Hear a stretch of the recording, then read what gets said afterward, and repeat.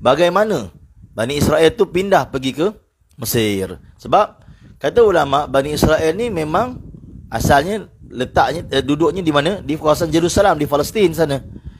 Kemudian mula zaman Nabi Yaqub alaihi salam, kan kita telah ceritakan pada pertemuan yang lalu mengenai tentang Nabi Ibrahim alaihi salam ada dua anak. Satu iaitu Nabi Ismail alaihi salam, yang mana Nabi Ismail alaihi salam telah melahirkan bangsa-bangsa Arab tinggal di Hijaz, semenanjung Arab. Adapun Nabi Isa alaihi salam menetap di mana? Di Jerusalem, di Palestin. Baik, melahirkan dua anak daripada keturunan Nabi Isa alaihi salam, iaitu Al-Aish yang dipanggil Abu Rom, bapa bagi bangsa Rom, dan juga Nabi Yaqub alaihi salam, bapa bagi Bani Israel, bapa bagi orang-orang Yahudi ni, masya-Allah. Maka mereka daripada sana, daripada Jerusalem. Baik, perpindahan mereka bermula ketika zaman Nabi Yusuf alaihi salam. Kisah yang panjang. Kisah ni kita akan cerita pada pertemuan yang akan datang nanti. Iaitu bagaimana ketika zaman Yusuf alaihi salam telah kita ketahui bahawa Yusuf alaihi salam telah dikhianati oleh adik-beradik dia. Yang ni sifat Bani Israel juga. Iaitu mereka dengki sama adik-beradik mereka. Antara sifat buruk Bani Israel apa dia? Dia bukan dengki dengan orang saja, bukan dengki dengan orang luar saja, bahkan dengki dengan adik-beradik dia sendiri. Maka ini perlu kita lihat, tuan-tuan yang dimuliakan Allah Subhanahu Wa Taala, supaya jangan jadi sifat kita. Jangan sampai kita jadi orang yang dengki. Kata ulama, jangan jadi orang yang hasad. Dalam Islam ni, dalam hadis disebutkan hasad ni dibenarkan untuk dua keadaan saja. Itu pun ulama kata bukan hasad sebenarnya. Itu ialah ghibtah. Ghibtah ni apa? Satu keadaan yang kita tengok orang tu dapat, kita teringin nak dapat juga tanpa menghilangkan apa yang orang tu dapat. Adapun hasad, kita nak supaya apa yang orang tu dapat lenyap daripada dia tanpa kita dapat ataupun kita tak dapat. Boleh faham tuan? Hasad, satu keadaan yang kita nak supaya lenyap pada orang tu. Kata orang tu dapat kereta, orang tu tak, kita nak orang tu punya kereta accident, terbakar. Lenyap nikmat tu daripada dia. Ataupun kemerahan bercakap, kita nak orang jadi bisu, tak boleh bercakap. Kena stroke, tak boleh bercakap dah. Tanpa kita mendapat kelebihan tu. Maksudnya hasad ni, kita nak orang tu hilang apa yang dia dapat. Sama ada kita dapat nikmat tu ataupun tak dapat. Sama ada kereta tu kita dapat, ataupun kebolehan bercakap tu kita dapat, ataupun tak dapat. Yang penting orang tu hilang nikmat tadi. Tu hasad. Adapun ghibtah, satu keadaan yang mana kita tengok orang tu dapat satu nikmat, kita teringin nak macam mana orang tu dapat, kita pun nak dapat macam tu. Dalam keadaan kita tidak menginginkan nikmat yang ada pada orang tu lenyap. Atau ghibtah. Baik, sebab itu kata ulama, dalam Islam hasad tak dibenarkan. Ghibtah dibenarkan. Jadi dalam hadis ini dinyatakan dibenarkan membawa maksud ghibtah. Pada dua keadaan. Satu, orang yang ada harta membelanjakan harta di jalan Allah Subhanahu Wa Taala dengan infak, dengan sedekah, dengan dakwah di jalan Allah Subhanahu Wa Taala, dengan majlis ilmu. Yang kedua, orang yang membaca Al-Quran pagi hari, di petang hari, menghabiskan masa dengan Al-Quran. Ini dua keadaan yang kita boleh rasa cemburu dengan dia. Adapun keadaan yang lain tidak dibenarkan.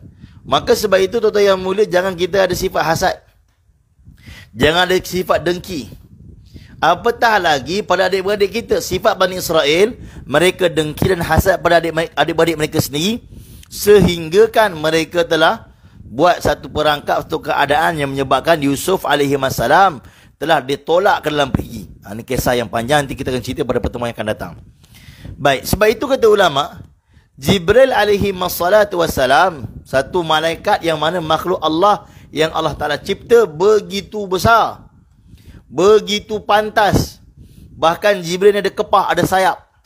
Ada pendapat kata sayapnya 100. Ada pendapat kata sayap dia 200. Ada pendapat kata sayapnya 600.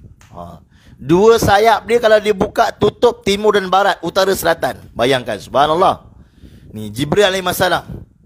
Dan tuan-tuan, bayangkan, kata ulama, ada beberapa keadaan yang Jibril alaihi wassalam telah buat begitu cepat, begitu pantas dalam menyempurnakan perintah Allah Subhanahu Wa Taala.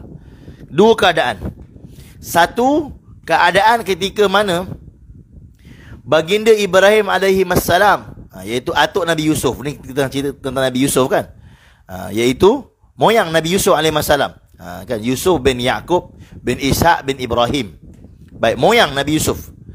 Ketika mana moyang Nabi Yusuf alaihissalam itu Nabi Ibrahim alaihissalam diperintahkan Allah untuk sembelih anaknya Ismail alaihissalam. Kata Ismail, if'al ma tu'mar satajiduni insyaallahu minas sabirin.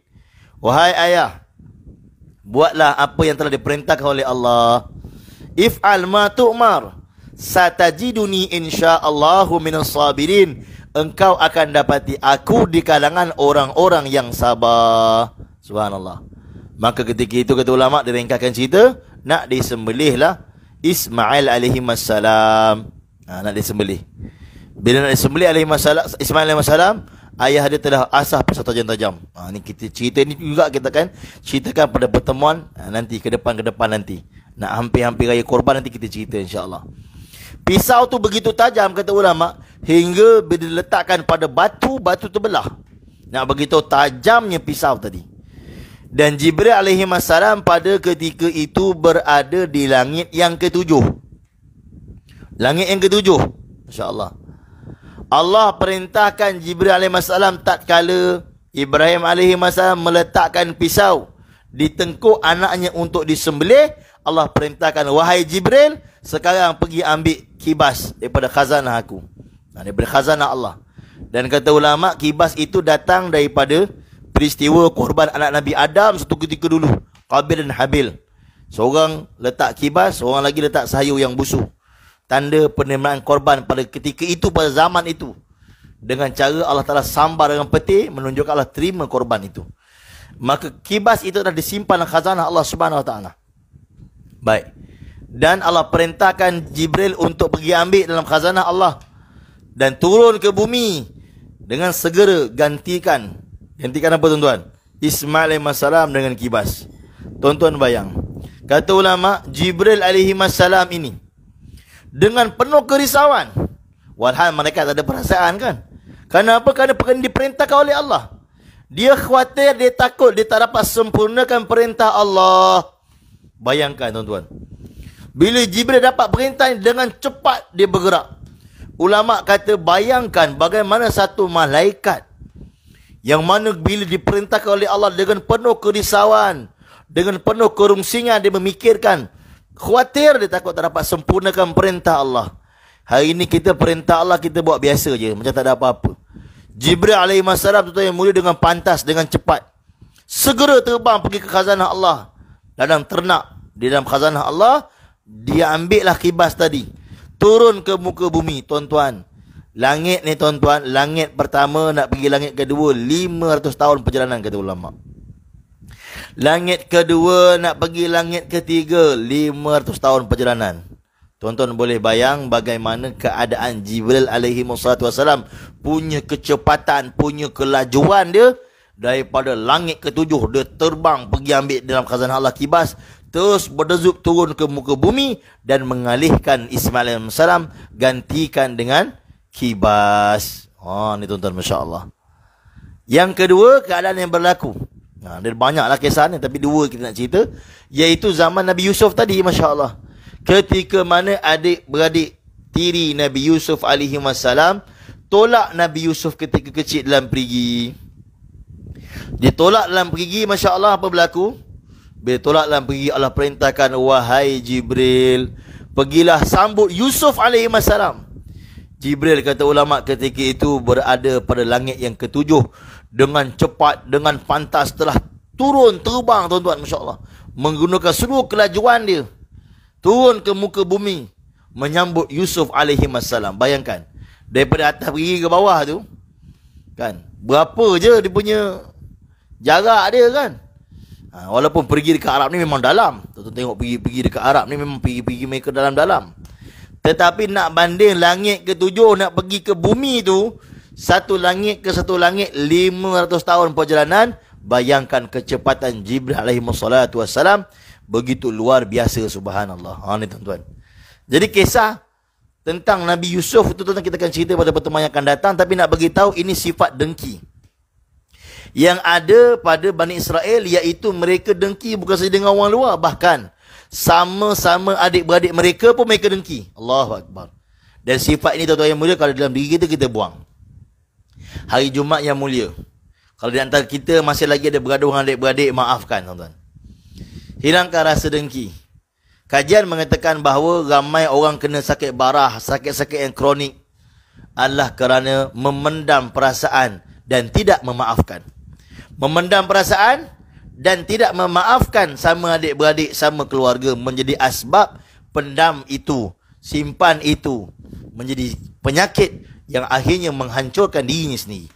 Maka sebab itu tuan-tuan, ayah-ayah, ibu-ibu, adik-beradik, abang-abang, kakak-kakak, tuan-tuan semua, Masya Allah yang mendengar, sama ada dengar seorang-seorang ataupun dengar dengan keluarga, Masya Allah, saya menyeru sama-sama kita tuan-tuan memaafkan kesalahan sama-sama adik-beradik kita. Ataupun di kalangan tuan-tuan, di kalangan pendengar, ada yang ada salah faham dengan ibu ayah, tuan-tuan renunglah, mereka lah insan yang telah lahirkan kita.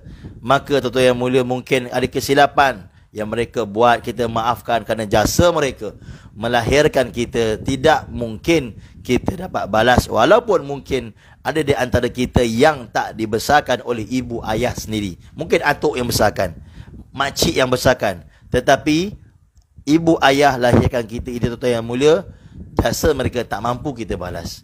Kalau kita ada salah faham dengan adik-beradik kita tuan-tuan, mungkin mengenai tanah, sebab biasa kita salah faham ni orang Melayu ni sebab harta.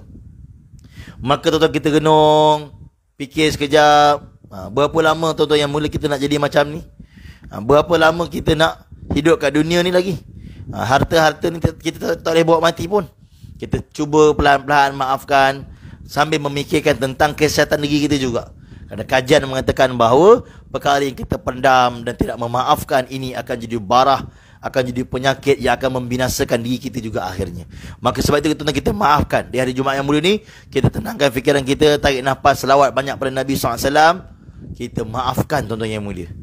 Kerana sifat dengki, sifat hasad, ataupun iri hati pada adik-beradik, tengok adik-beradik kita senang, patut kita kena gembira, doakan dia. Bukan kita iri, bukan kita dengki. Itu rezeki Allah tetapkan untuk dia. Kalau kita faham tentang rezeki ni datang daripada Allah, maka pasti kita tidak akan dengki. Tetapi kalau kita tuan-tuan yang mulia tidak memahami lagi siapa yang bagi rezeki, kita masih merasakan, oh dia tu sebab ni sekian-sekian, mak ayah dulu manjakan dia, hantar dia sekolah bagus-bagus, saya tak dihantar sekolah bagus-bagus. Tuan-tuan yang mulia, qadarallahu ma syaa, apa yang tertetapkan oleh Allah pasti akan terjadi. Maka takdir yang Allah tetapkan itulah terbaik untuk kita. Maka kita belajar untuk memandang kebaikan, pandang positif. Kerana kalau kita dengki sama adik-beradik kita, maka kita sebenarnya telah mewarisi sifat yang ada pada Bani Israel, iaitu dengki pada adik-beradik dia. Baik.